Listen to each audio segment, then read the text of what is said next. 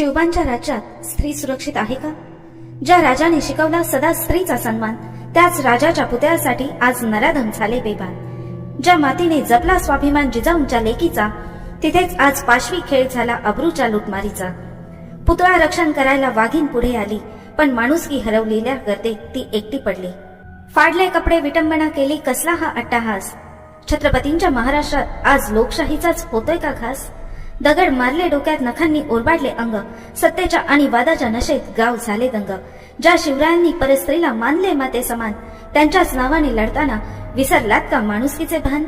आता वेळ आले न्यायाची, दोषींना अद्दल घडवण्याची, रयतेच्या राजाच्या राज्यात माता भगिनी सुरक्षित ठेवण्याची.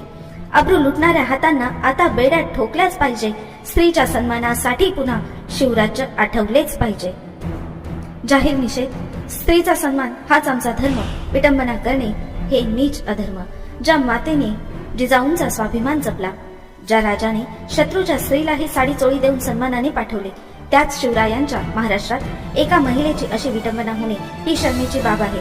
निषेध त्या नराधमांचा ज्यांनी स्त्री शक्तीवर हात उचलला.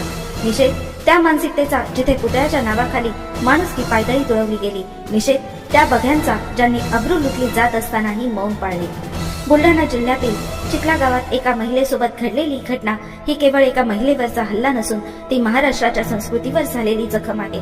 शिवरायांच्या पुतळ्याचे राजकारण करून स्त्रीचा पदर ओढणाऱ्यांचा मी जाहीर निषेध करते. दोषींवर कठोरात कठोर कारवाई व्हावी आणि पीडितेला न्याय मिळावा हीच माझी मागणी आहे.